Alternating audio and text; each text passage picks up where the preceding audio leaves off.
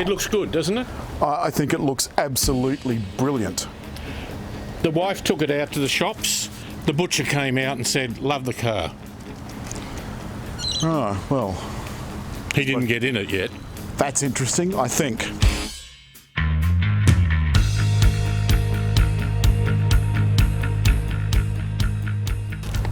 Now, interestingly, this ZR model, as we said, is the top of the range, and this particular car is the top of the range. So ZR comes in this hybrid and a normal petrol engine, which is also 3 cylinders. So all of the cars have 3 cylinders, a CVT automatic transmission. With the hybrid, they slightly detune the engine, but you've got the electric engine to add some extra oomph. And it's 1.5 litres, so it gets its power more from its size than obviously not having a turbocharge. So have a look at that. That's actually quite small considering. This is the 3-cylinder petrol motor. This area is the electric motor. Now, as you quite rightly point out, David, there's no turbo on that. So the important point is, together they put out about 85 kilowatts.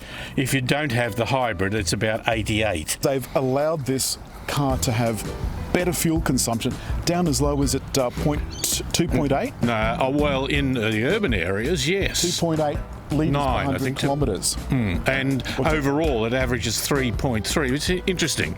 Out on the open road, it's a little worse. Because this car has taken the place of Prius C, the car that was very slow selling. They hardly sell any Priuses at all. But now, hybrids, they're selling 4,300 a month. That's because there's a RAV4 hybrid, a Camry hybrid, a Toyota Corolla hybrid, and that is the problem that I have with this car. The price. Oh, yeah. So this particular car, when Toyota started their presentation, the first thing they said is we're not moving up market, we're not premiumising it. Then they promptly proceeded to tell us that there's now no model of Yaris under $20,000. So David, get into the back. Now I want you to, oh dear. Now that's a very, very small door.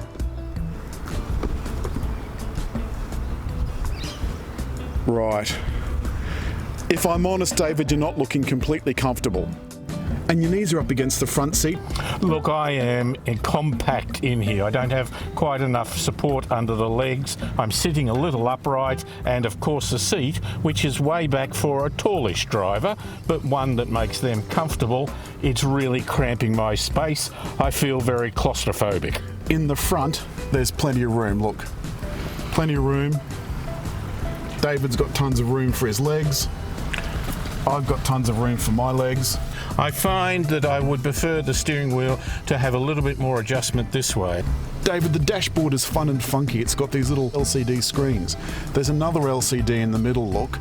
As does speed, which is now, of course, is just a digital one, which I like. I like too, David, and I also like this floating tablet. I like the air conditioning controls down here. There's a USB port below that, look. A little place for your phone. The all-important gear selector, David, and have a look. That is the B for regenerative braking. Put it in that and you'll be able to stand this thing on a dime. The interior of all of the cars look basically the same, and the only difference are things like these trims. So on this car, the ZR gets these red trims, but I don't think this looks like a $32,500 car. $32,100 plus on roads. Do you know how much of a difference that is between this and the Corolla? I think they're around $1,000 to $1,500 difference. So I put it to you, would you buy this or would you buy a Corolla? But let's talk about some of the extra things you do get. For example, there's an airbag between David and I. So if we're in an accident and we get zoomed sideways, we won't conk our heads. You can just see the heads up display there, David, and it comes out of this little hole in the dash. I've got to say, it has a lot of information on it, including this car reads road signs. So it will put up temporary road signs, which but we've may seen make that good. Not work. We've seen you turn out in the middle of a road sign zone and it still says you're doing 40 when in fact you're in a 110 zone. And of course you've got the problem with school zones as well. It'll read the 40k sign. Let's have a quick look at the infotainment system. This is the standard Toyota infotainment system, not a terribly big screen, and the hard buttons down the side. Fairly quick to respond, and of course now, thank goodness, Toyota is finally in the 21st century and they've got Apple CarPlay and Android Auto. The sound is not too bad. Do you know what? I've got a prediction. I think Toyota will drop this car. I think they have priced it out of the market because there is no way anyone's going to buy this over a Corolla. Let's see if our opinion changes once it's actually moving. It's not really one for a long distance touring. It's for around the city, for relatively low revs, for efficiency, for two-seaters at the front rather than anyone really in the back. It is targeting a very specific market. Well, I think that's why they're going to sell so few of them, because it is going after a small market. And now, listen, while we've stopped, David, there's something I want to point out. What do you notice? That it's quiet. Because the engine has stopped. The petrol engine has stopped completely, something that electric cars do. So this is now in pure EV mode. Okay. So we're pulling out onto a main road now, and you can hear there's a bit of a hullabaloo from under the bonnet. Quite a hullabaloo, actually. But that wasn't full acceleration. That was very little acceleration.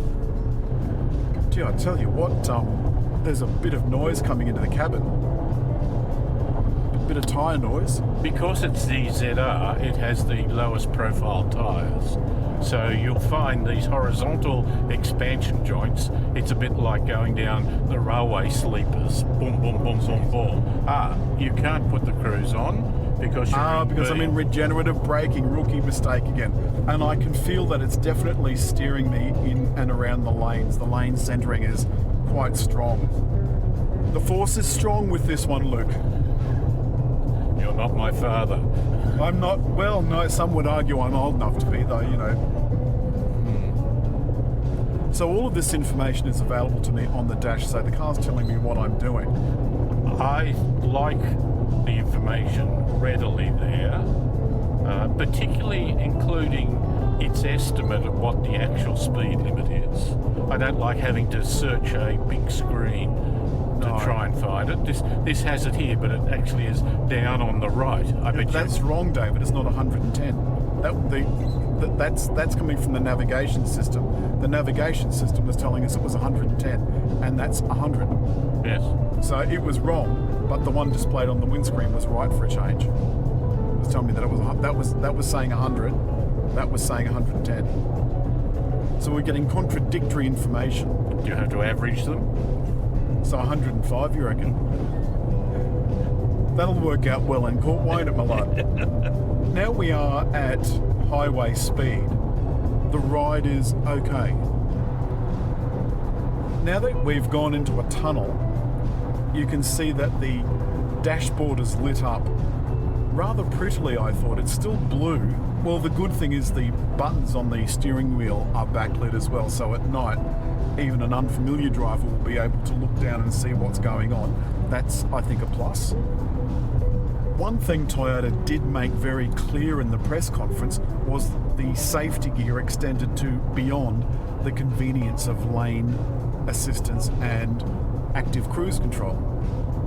It had a cross-traffic alert, so if you're particularly in a parking area or even backing out of a street, if it detects something coming across the back of the car, it will beep at you, which I think is good. But that also, it has that similar technology in the front. So if you're coming to an intersection, it will also warn you if there's cars coming either way. I think that's amazing. Particularly turning. There's also the detection of pedestrians and cyclists. Although cyclists, again, you have to know the limits of the car. It's good, but it won't detect the cyclist at night. They said at the launch that it had dynamic handling and dynamic performance, and it just doesn't. I think the ride is far too rough. And I think that CVT gearbox is too noisy in that. I find it produces too much sound for my liking. Whereas the Corolla, I think, is a lovely looking car, lovely to drive, and I don't think the extra few things this car does is worth the money. I predict, as I said in the car, Another year maybe it'll struggle, 2 at the most, and then Toyota will simply drop it. The only other good thing is that its technology is good, that in a few years' time when you go to sell it, these will be the technologies that are typical, and that may help, but it's a big hurdle to jump to get into it. That's true, but of course in another few years, by the time this is a second-hand car, technology will have moved on even further and it'll be a lot of the other stuff this car doesn't have. So, it's good night from me. And it's good night from them. And if you've liked the film, don't forget, as always, leave a comment in the space below. Hit like, but above all, just over there, to subscribe.